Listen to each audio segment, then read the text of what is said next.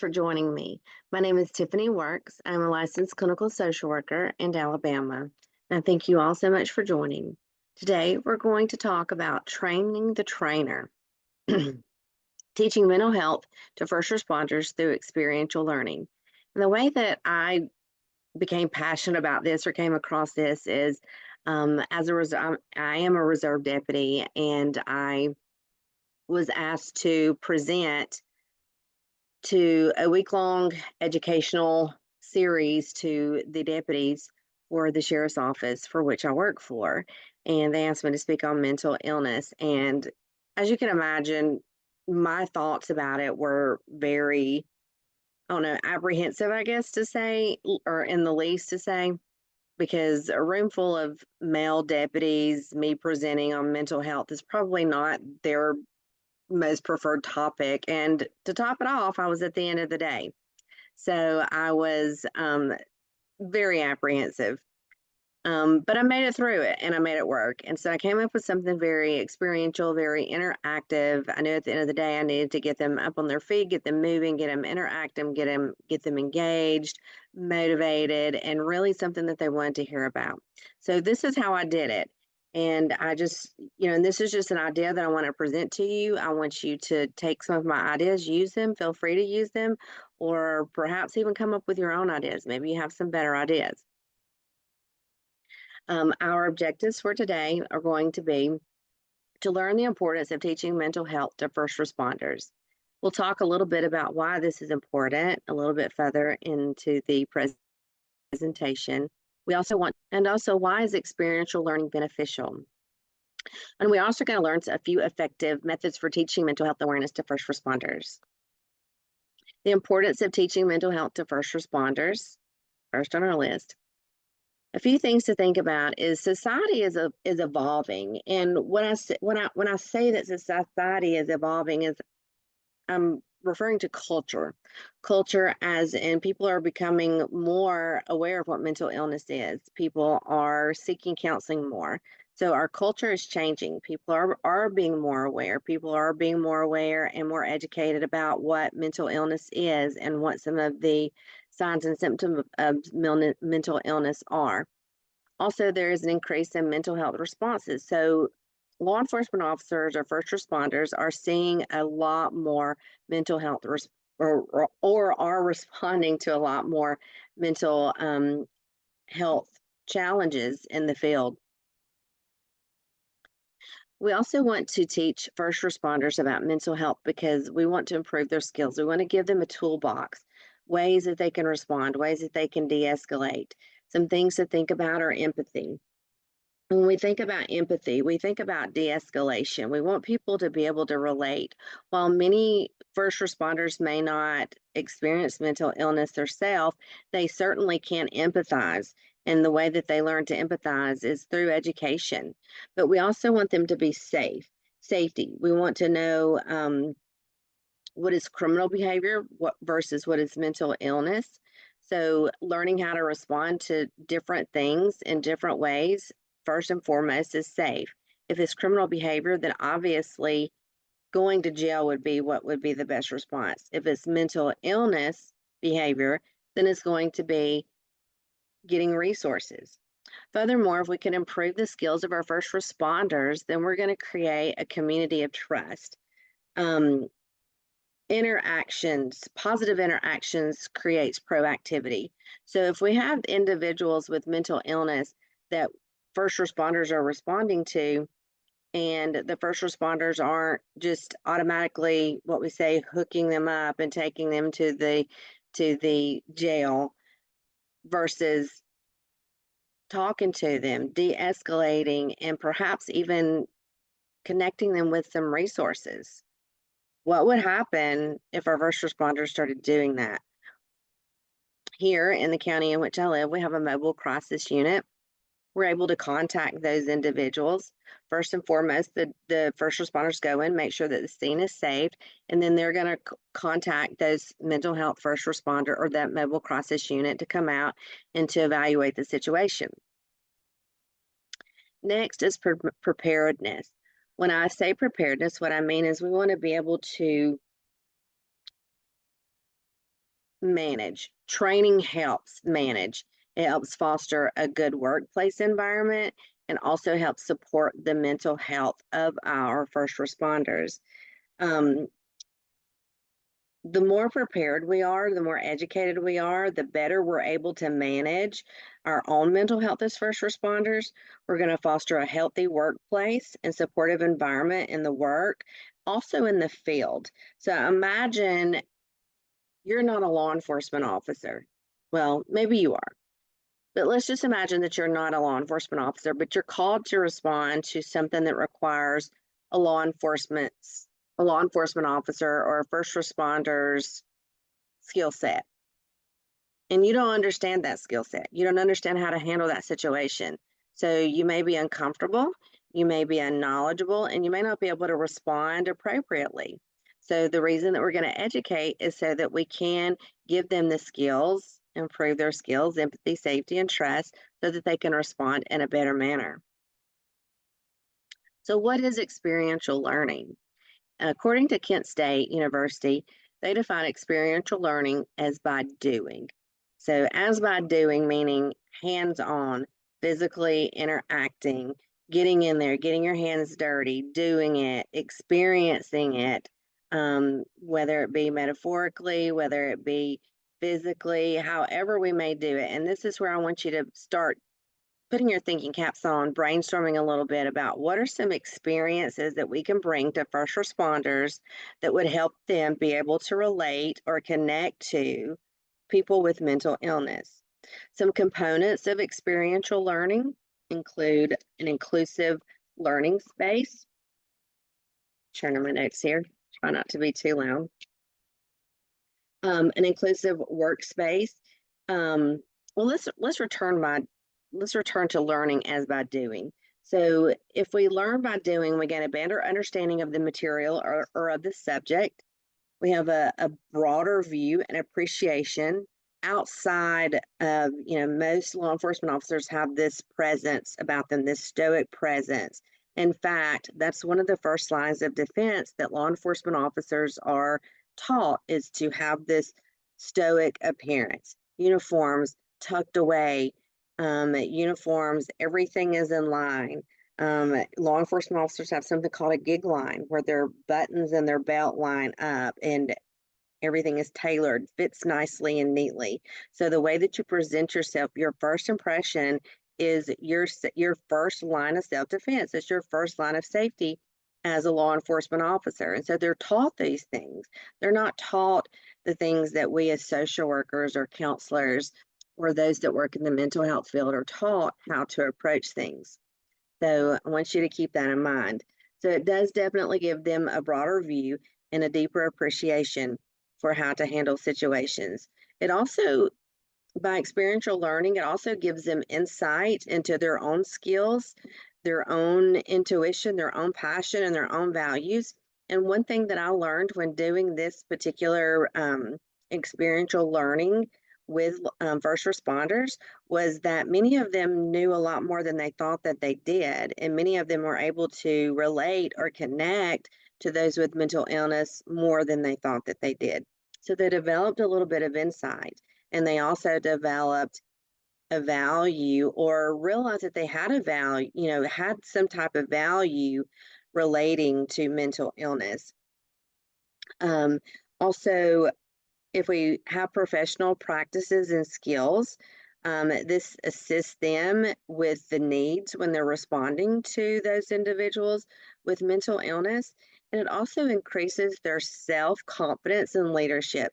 So remember earlier when I asked you if you were asked to respond to something that a law enforcement officer or a first responder would have to respond to, just imagine your self-confidence in that moment, not knowing what to do, not understanding what to do.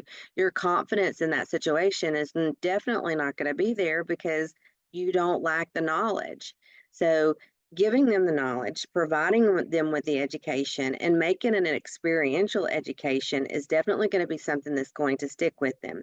And we'll talk a little bit about the components, and we'll talk about some statistics and why experiential learning is so effective. So the components, inclusive learning space. What I mean by an inclusive learning space is comfortable for everyone. We want to be an approachable instructor. We want to be an approachable facilitator. We also want everyone in the class to feel safe to ask questions or to speak up. We also want to make sure that everyone knows and what is expected in the class. So, hey, this is an experiential learning experience. This is hands-on. I want you to ask me questions. I want you to get involved. I want you to speak up, ask questions. If there's something that you don't understand, ask for clarity. Those sorts of things. Those are the things that are going to make an inclusive learning space for the individuals in your class. So we want it to be student to student interaction, but we also want it to be student to facilitator interaction. So collaboration with and between students and collaboration with and between the facilitator, such as yourself. You want to encourage and motivate the learner. We want to know what works best in motivating them. And so, in other words, we want to challenge them. We want to challenge them. We want to get them out of their comfort zone a little bit. This is a little bit different than what they're used to. Actually, for first responders, it's really not. For most first responders, their training is very hands-on. Their training is, I mean, they are out training with their weapons. They are out training with their gear, their equipment, oftentimes throughout the year, throughout the months. They're required to do a certain amount of trainings, just like we social workers are, continuing education, if you will. So a lot of their training is hands-on and mental health awareness into experiential learning. And I'm going to show you how I did it. We want it to be personalized teaching. So when we say personalized, we want to be able to bring this topic into something that they know, something we want them to be able to relate to it, connect to it in some way, somehow. So discussion and content is very important. The digital learning technology, a lot of people use interactive games or interactive tools throughout the experiential learning process or whatever they're teaching at the moment. So I want you to keep that in mind. I want you to think about what type of things that you could be taking with you when you're teaching first responders. What are some hands-on equipment or games or something along those lines that are good, things that they can hold in their hands, things that are tangible, things that they can use.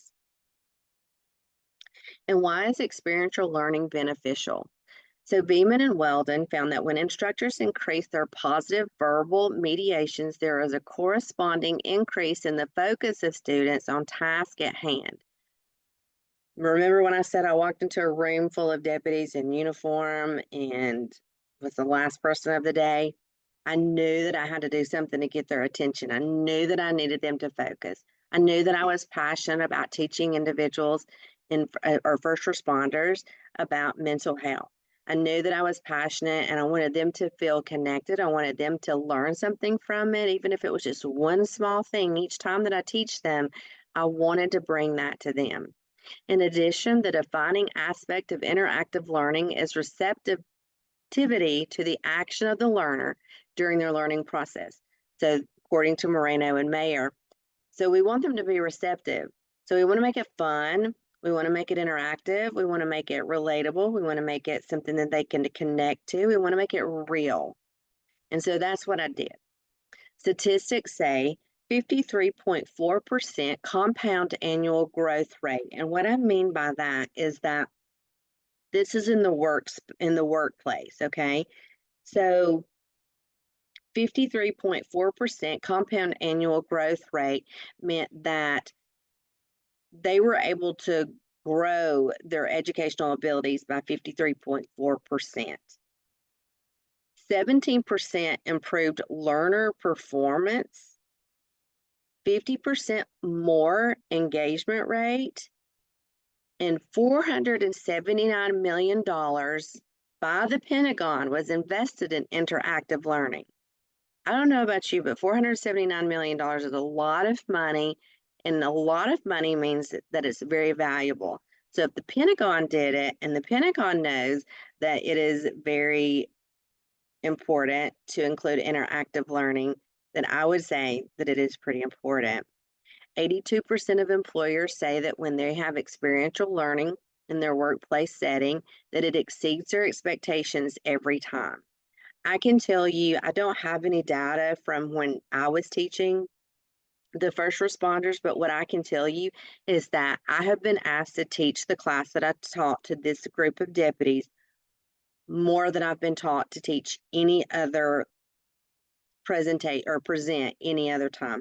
This has been a hot topic. It's been something that every other agency has wanted, other municipalities, other agencies across the board, all the way across the board. More than any other presentation that I've ever done, this has been the one that they've enjoyed. And I promise you, like when I was finished with the day, they were happy with what I did, and they weren't going to tell me to my face, but the higher ups came and said, "Hey, Tiffany, I heard, that you really did a great job, and I heard that they really enjoyed it, and they really thought your presentation was the best of the day." Not that I really need to hear that for me personally, but I thought, it worked. It worked. So what do you need? What do you need to do an experiential learning like I did? And I'm going to give you all the tools that you need to do exactly like I did. You're going to need a pool noodle cut into fourths. Oh, voila. Just a pool noodle. One that has a hole in it, preferably. Okay. I said fourths, but I think you could get more than four. But this right here is about as long as it is. And I'll tell you why I'm holding it up to my ear here in just a minute. The Diagnostic and Statistical Manual. Slums. You don't need to print them out for everybody, but I'll show you what I did print for everybody in the class. And pens, if they didn't bring one with them. And then the DSM answer sheet. This is the one that I made up, and it's the one that I'm going to share with you. Before you start, the first thing, on top of introducing yourself and explaining your credentials and how you're a professional and how you know this information, give yourself some credit so that they believe you and you're vetted, so to speak. They need to believe in you. They need to know that you understand what you're talking about when you introduce yourself. But you need to let them know that this is for educational purposes only. You notice that I mentioned the DSM. You notice that I mentioned the slums. We're not giving them the slums because we're really testing them. We're not giving them the slums because we're going to report information to their higher ups. We're not giving them the slums to make them feel a certain way. We're not giving them the slums for any other reason than for educational purposes. Now, I have I've put the slums here on this slide. And then here also you'll see the piece of paper that looks like this on your screen. I got it turned around right. I don't know if you can see it very well. This is the piece of paper that you see on your screen. Up here is blank. These are the shapes that you're going to see on the slums down at question number 10. And then also the circle down at the bottom is going to represent the clock that is on the slums. This is the circle. I'm not handing them the actual slums. I'm handing them this. Everyone's going to get this piece of paper. Okay? You can see there are the 4 pool noodles. The DSM also included, and then also pens. And as you can see, the blank space at the top of the slums answer sheet, which is going to be this section right here, when you get to question number, where is it? When you ask them to name animals. Question number 6, please name as many animals as you can in 1 minute. This is where they're going to write down all of their animals. Okay. On the back, you can use as a blank piece of paper, or you can have them have their name and a /30 because 30 is the most that you can get out of the slums, but you can leave it blank. Some people didn't want to write their names because they didn't want anybody to know what they scored, because it was pretty surprising what they did score. So the instructions for the DSM. So the first thing that I said on your list that you needed was a DSM and what you're going to do with the DSM, okay? So ask the class, you're going to hold up the DSM, you're going to have it there in front of them. And the first thing that you're going to ask them is you're going to ask them if they know what diabetes or cancer is. So class, do you know what diabetes or cancer is? They're going to know. They're going to raise their hand. And then you might even go as far as to say, do you know anyone that has diabetes, or do you know anyone that has cancer? Or maybe you want to use a different disease. The reason that I used diabetes and cancer could have used hypertension. We could substitute any disease that we want to there. The reason that I use those is because we see so many commercials about diabetes. We see so many commercials about cancer, and everybody understands diabetes relatively well, and everybody understands cancer relatively well. Most people know what diabetes is and knows what cancer is. And so I use those just in a general term to prove a point. And my point being is that how do you know what diabetes is? How do you know what cancer is? And the reason that most people know is because they know someone with diabetes. They may have diabetes themselves, or either they've learned about it through the years by the commercials. Same way with cancer. Most of us can relate to those diseases. And then ask anyone if they know what the DSM is. And I actually use DSM. I actually say DSM because, many of us are taught that we don't use the acronyms for things. We want to speak in plain terms. We want to speak in plain language, but I'm speaking to them because most of the time they don't even understand that they speak to people in their own language as well. Like when I said gig line, like you may not have known what a gig line was until I told you that, or you may not have known what hook them up and take them to the CJ was, before I said anything. Hook them up means you're going to hook them up. You're going to hook them up. You're going to hook them up in handcuffs and you're going to take them off to the county jail, CJ, county jail. So a lot of times they use language that isn't very, very clear. So I actually use the DSM. Do you know, and I don't have it with me, how many of you know what this book is? Surprisingly, some of them knew, but the majority of them did not. And the DSM is like this thick, like it's a big book.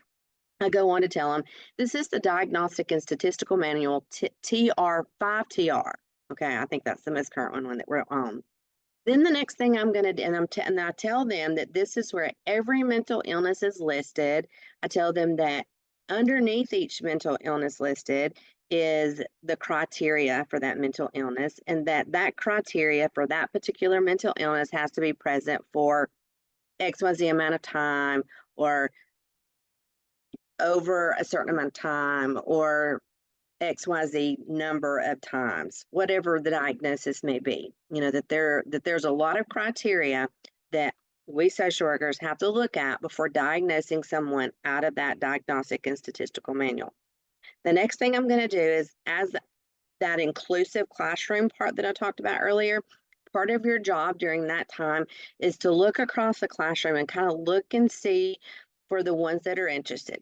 Maybe look and see the ones that are already speaking up, the ones who are already asking questions, the ones who are already interacting with you, the ones who seem like they're focused, who are, watching you and looking at you. And go ahead and start picking out your assistants for the class. Go ahead and start picking out your teacher's pets, the ones that you're going to call on, the ones that you're going to ask for help with. And then you're going to hand the Diagnostic and Statistical Manual to them and ask them to look up restless legs or tobacco abuse. And you and I both know that in the DSM, they're going to find restless legs. You ask them to go to the back and look up restless legs or tobacco abuse or whatever other disease that is in the DSM that someone might not have thought was a mental illness. That's my point there. So I get them to go to the back, get them to look in the appendix in the very back, and I get them to look up restless legs. And they say, okay, restless legs is on page 971. I say, okay, now turn to page 971 and read me the criteria for that. They read me the criteria, and then all of a sudden, this conversation starts. Usually, tobacco abuse is a really big one. All of a sudden, this conversation starts about, oh goodness, that might be me. Oh goodness, well, I put a whole thing of snuff in my mouth every day, or something along those lines. Surprisingly, they didn't know that tobacco abuse or restless legs was a mental illness.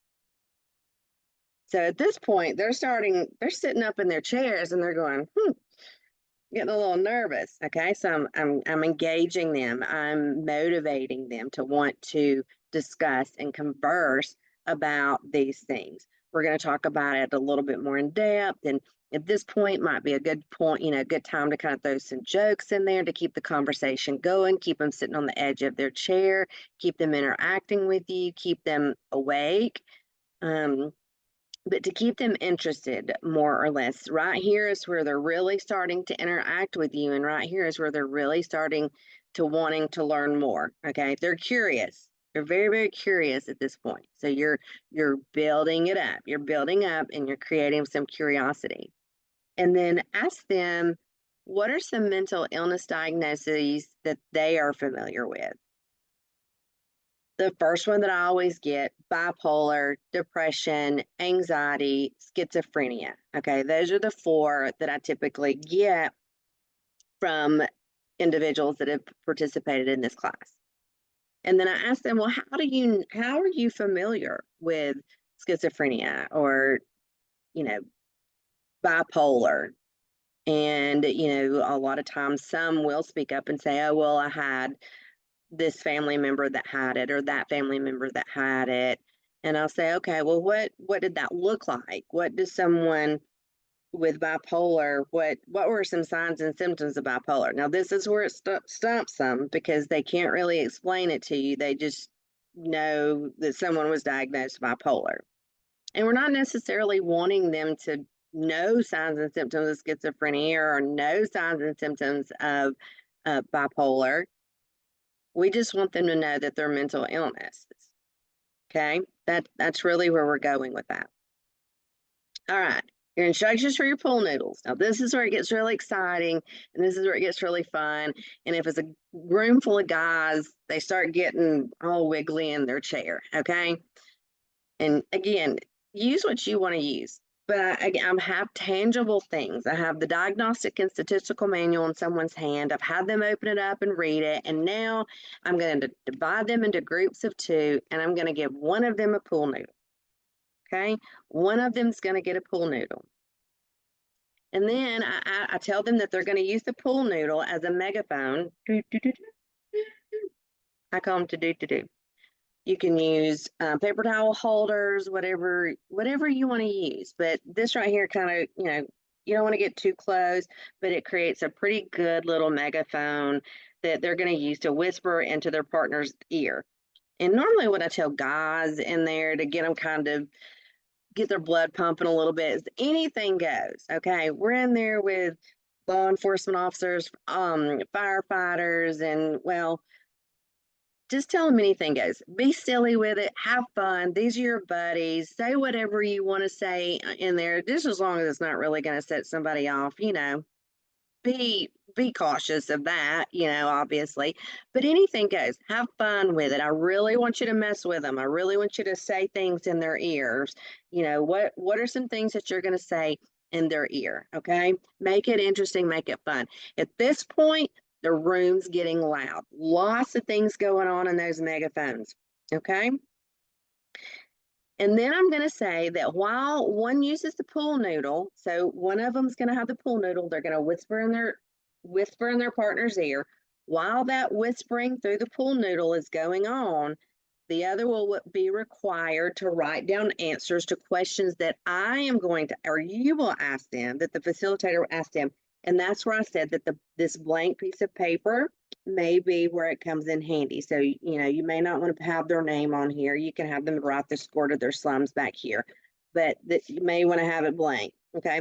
And I just randomly made up questions. I made up questions, and I spoke in the same tone of voice, the same pitch of voice as I did when I was presenting. I didn't lower my voice. I didn't change my voice. I didn't do anything. I spoke exactly the way that I was the whole entire time when I asked them these questions. So I tell them to get ready, and somebody's whispering into their partner's ear. And while that person is whispering into their partner's ears, I'm asking questions like, when is your birthday? What day is Christmas Day? What is your mother's maiden name? What is today's date? Just random questions. For you, though, I would have a piece of paper and I would be writing down what the questions were that you asked, just in case if you don't ask the same questions. And I say that you have two different sets of questions because then you're gonna switch partners and then you're gonna ask questions again. And you don't want the partner who is doing the whispering the first time to kind of have a head start on his partner because he heard the questions that you asked the first time, right? So have two sets of questions that you're gonna ask. If you're gonna make them up on the fly, then I suggest that you write down what the questions were that you asked. And then once you complete that process, you're going to process, once you complete that part of the activity, you're going to process with them and explain that the exercise was meant to mimic auditory hallucination. And sometimes when I have asked people or asked any of the first responders what, about schizophrenia or bipolar, they mention hallucinations. Sometimes I go a little bit further and I talk about the different types of hallucinations, like there's visual hallucinations, auditory, kinesthetic. I talk to them about all of the different hallucinations. And they're like, oh, wow, I didn't know that people could have hallucinations about things touching them or feeling them. And they'll turn and they'll look at their partner behind them and they'll say, that's why that lady said spiders were crawling all over her that night that we were carrying her to the hospital. They realized that that was a hallucination. And ask about how this might look to them in the field. Ask how this might look to them in the field. In other words, what if you're responding to someone with mental illness and they are experiencing auditory hallucinations, what may it look like if they knew this person was experiencing hallucinations?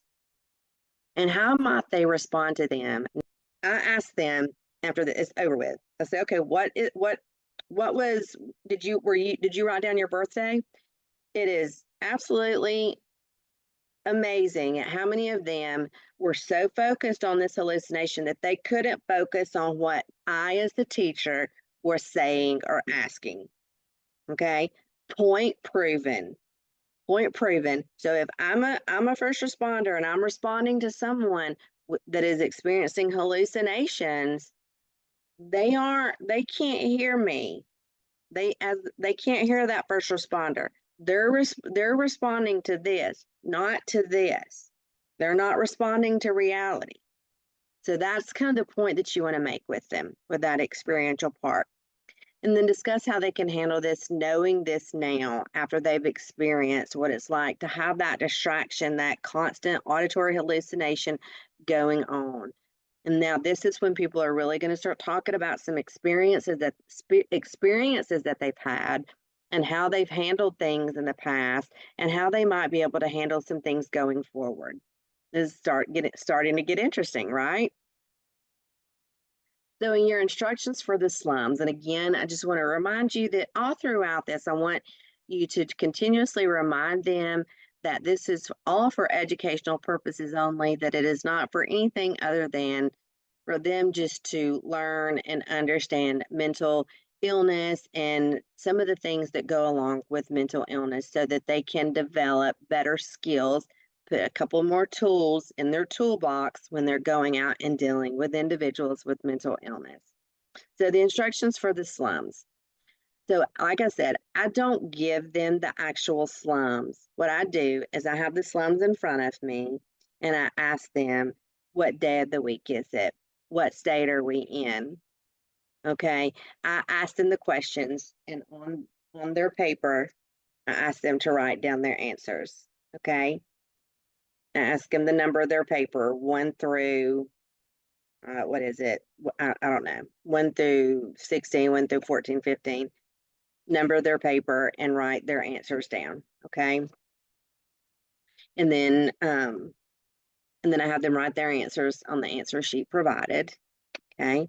And then again, this right here is, when you ask them to put the X inside the triangle, and then you ask them to put the numbers on the clock, and then you ask them to make it say 10 minutes until 11. And they're all kind of wondering what's going on here, right? They're all kind of wondering what's going on. So we're going to discuss and converse. We're going to process and explain what the slums is and is designed to do. Now, this is a really good time when I bring up what the slums is for. I bring up that the slums is for determining if someone may or may not have dementia. And I also say, how many of you know that dementia is listed in the Diagnostic and Statistical Manual? And they didn't know that. They didn't know that it is considered, neurocognitive disease. Yeah, they're very surprised. And we talk a little bit about we stop and we talk a little bit about dementia at this point. We stop and talk about what the different sections of the slums is looking at. It's looking at the visual spatial, it's looking at abstract reasoning, it's looking at long-term memory recall, it's looking at short-term recall, it's looking at comprehension, it's looking at all of the different things that are related to dementia. And I explain this to him in very, very simple terms, just very general, very basic, very simple. Okay. When after they score their slums and they look at their score, honestly, I'm going to be surprised. Like I was shocked at what many scored. I really was. And they were too. And they were laughing at each other and they were cutting up with each other. But it really struck something or hit something within them, I guess you could say. It made them go, so again, we made it relatable. We made it, they were writing, they were taking it serious. It's not using something tangible. So they're getting a couple of different perspectives here of things that people or individuals with mental illness may be experiencing when they're responding to them. So just for just a moment, think about if you were asked to make a traffic stop. Somebody said, I need you to go stop that vehicle there. It was speeding, and I need you to go make a traffic stop. And if you had no way, you didn't know how to do that, and you had no way of knowing how to interact with that person that you were pulling over, or what to even ask them, or where to even start. But but you attend a class that I teach about traffic stops, and you learn about traffic stops. You kind of start building a little bit of confidence. You kind of start thinking, I think okay, I'm starting to get this. I can take this with me out in the field. I can do this, right? So the last thing that we want to do is wrap up by asking questions about their perspective after the training. So what did you think? What do you think? Did you think that someone speaking into your ear while I was asking you questions was really going to distract you that much? Did you think that you were going to score a 15 out of 30, which, by the way, could indicate some dementia, joking around with them? Keeping it light, keeping it fun, keeping their focus. Okay. They're really going, they're really on the edge of their seats at this point. So they really start having a lot of questions at this point.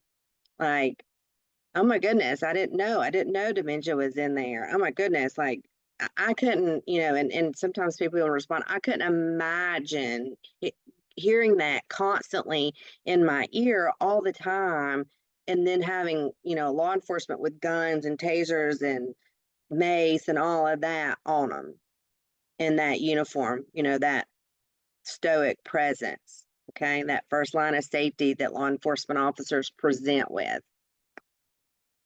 And then also and one of the, I wanted to make sure that you check, throughout while you're going through this, that you explained that it was for educational purposes only. You want to check in with everybody, make sure that there's not any, I call it a can of worms, make sure that there's not a can of worms open. Want to make sure that they're comfortable before leaving classes. You want to make sure that if their name is on this piece of paper, encourage them to take it with them so that they don't think that you're going to do something with it, or that their chief of police or chief of fire is going to come in and find it and do something with it or about it. Just you're creating that inclusive environment, that safe environment. Paper stuck together. The next thing, I want you to encourage everyone to put to use what they learned and to think about how they can relate the next time they encounter an individual with mental illness. Um, this is something that's very hard to relate to a lot of times. Even if we have someone in our lives that has mental illness, when a first responder goes out with a certain training, a certain presence, and a certain idea on how to handle a situation, oftentimes it's very difficult to change the way that they go about handling a situation. And so if we go back and we look at the statistics, if we go back and we look at the statistics, 17% improved learner performance. That's pretty significant when you think about learning performance. So just leave the textbooks out, leave the PowerPoints away, leave the PowerPoints at home, go in there as an individual when you're teaching first responders and give them something they can tangibly work with. Put things in their hands, make them interact, make them work. I know if I can walk into a room of 30 deputies at 3 o'clock in the afternoon, the very last presentation or very last 1 hour of their day after lunch, and they put your thinking caps on, build on what I've taught you here. I'm training you how to go and teach first responders. I'm training you how to give an interactive course to first responders. 50% more engagement rate when you have a pool noodle. 50% more engagement rate when you have some paper that looks funny when you first look at it and you don't know what it's for. About 50% more engagement when you get them to score their score on their own slums. 50% more engagement. So if you can imagine going into a room and more than half of the people in there are going to engage with you because you've brought something new and different to the table, then why wouldn't you? Why wouldn't you try to think of some way to engage your first responders so that they can learn? Because isn't that what we want them to do? Aren't we wanting to be the change? Aren't we wanting to be part of the change? And even though we're doing our part, it's also our part to bring awareness and to advocate for those with mental illness. And by teaching this, by doing this, and taking it to first responders who have a completely different mindset, completely different training, and a completely different approach, we're giving them something to work with here. Okay? Giving them something that's really going to stick with them. They learn it better and they engage more. And we know if they engage more, they learn more as well. Okay? Get back through here and get back to where we were.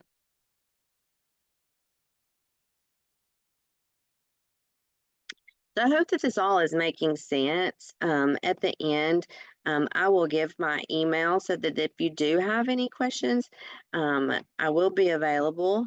And also, if you have any ideas, I would love to hear those as well. Any new ideas to bring to an experiential interactive. Now, there are lots of different experiential and interactive classes. Mental health first aid. There's something very similar with the pool noodles and hallucinations.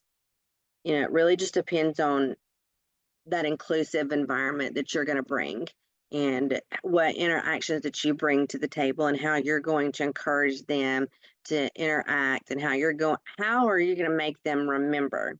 How are you going to make them remember? So that when they go and they respond, that they actually can respond. I talk a lot about dementia. I talk a lot about the slums and how there's different things that you look for in dementia. And for one example that I give is that many individuals that have dementia in their mind, they remember their self as 25-year-old self, not 85-year-old self. And so a lot of times law enforcement officers will get calls to an elderly man's house that has dementia. His wife calls and says he's gotten out all of his weapons and he thinks that there's a strange man in the house and there's nobody in the house, but I can't get him calmed down. So law enforcement officers go, weapons weapons blazing, because there's a man, an elderly man, who's likely a veteran with a ton of guns laid out, ready to harm the man that he thinks has broken into his home. And there's nobody in there. More than likely, what it is there's a mirror that he has looked in at some point, and when he looked in the mirror, he saw an 85-year-old strange man staring back at him in the mirror. A lot of people have mirrors down the end of their hallway. A strange individual walking down the hallway, and it scares him. It worries him. And what are men trained to do? Men are trained to protect their homes, especially in that generation. They're trained to protect their homes. So that's what he's doing. He's protecting his home because he thinks there's a strange man in the house because he saw himself in a mirror walking down the hallway. And so I tell them little bits and pieces like this so that when they go and they are dealing with this individual, they go, oh, well, ma'am, have you thought about taking down your mirrors? Have you thought about covering your mirrors and seeing if that helps? Because I think what he's seeing is himself, but he sees himself as 25-year-old self and not 85-year-old self. And also, they may think that the woman in the house that's trying to feed them is a strange woman because they're married to 25-year-old sugar baby honey, right? And they're not married to their wife who is also 85. All right, so just keep that in mind. I want to thank you all so much for joining me. Again, my name is Tiffany Works. I am a licensed independent clinical social worker and private independent practitioner in Alabama, in case you didn't recognize the accent. I think that some of you may have attended some of my other presentations. I really do appreciate your support. I do appreciate your passion to learn about this. I think it's obvious that working with law enforcement officers as a social worker is something that I'm very passionate about, and it's something that I take very seriously. I enjoy teaching law enforcement officers as a critical incident and stress management social worker, as a reserve deputy in the county in which I live. I see these things happen every day. I have firefighters, I have ambulance personnel, EMT personnel, I have deputies, police officers asking me all the time, what do we do in this situation? Or hey, can you help me out here? Can you help me out there? And just creating that relationship with those individuals is very important to me. And just through the years since becoming a reserve deputy in 2013, so for 12 years, I've just seen what that world is like, and what they need. Because if they feel more confident and more comfortable and better about working with or dealing with or handling an individual with a mental illness, then that definitely decreases their stress, right? So back to, if I ask you to do a traffic stop on the car over there, and now you know a little bit about it, and you go do it, you're a little bit more confident about it. Are you going to be less stressed about pulling that car over? Yes, you are. So if I educate you a little bit more about how to deal with someone with mental illness, are you going to be a little bit more confident about it? Yes, you are. And if you're more confident about it, are you going to be less stressed? Yes, you are. So not only are we advocating for and bringing awareness about mental illness, we're also looking at the mental wellness of our first responders. We want to equip them, we want to provide them with skills, anything else other than the weapons on their belt. We want to give them other things to put in their toolbox so that they can respond appropriately and adequately, sufficiently, and effectively. Because how much better would things be if our law enforcement officers were able to identify a mental health crisis versus criminal behavior, and instead of taking someone with mental illness to jail, they were actually able to get them help. Imagine being a law enforcement officer and at the end of your shift, knowing that you did the right thing and knowing that you got someone help, knowing that you got them the help that they needed, knowing that you connected them with the help that they needed, how you might sleep just a little bit better. So if you had to go do the traffic stop, imagine how much better you would sleep if you knew exactly what to do to make that traffic stop, exactly how to approach that vehicle, exactly what to do when you got to that vehicle, and exactly what to say, and exactly how to talk to the person in the vehicle so that that traffic stop could be as safe, effective, efficient, and as adequate as possible. Your stress level would definitely be a lot less, and the world would be a lot better place, and a whole lot more people would get the help that they needed. Thank you so much for joining. I really appreciate your time.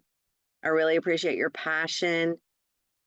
And I just want to encourage you again to put your thinking cap on. Don't do exactly what I did. Don't do the pool noodles. Or do. I mean, I'm teaching you how to do it, but most of all, what I'm teaching you is of a way that you can educate, maybe not even first responders, but just anybody in general. How can you create an interactive experiential learning experience or presentation or class to present to someone so that you can help others with mental illness, help others understand mental illness? What are you going to do? How are you going to be part of the change? And what is your experiential activity presentation going to be? I would love to hear from you.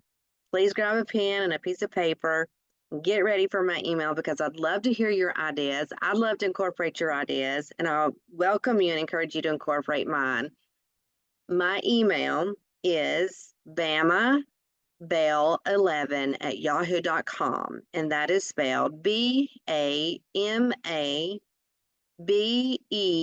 BAMABELLE, don't forget that E, 11 at yahoo.com. And I'll repeat it one more time to make sure you have it correct. bamabell11@yahoo.com, BAMABELLE11@yahoo.com. Please reach out. Thank you so much. Until next time, I'll see you then. Bye. I hope you enjoyed this continuing education course from Agents of Change. Want to earn your CE credits for this course? Visit agentsofchangetraining.com or the link in the description to purchase the course and take the post-test. If you're looking for more CEs, check out our unlimited plan. You will get unlimited access to 150 plus ASWB and NBCC approved continuing education courses for one low annual fee. We're always adding new courses. Did I mention we also have 5 free CE credits available too? Check it out at agentsofchangetraining.com.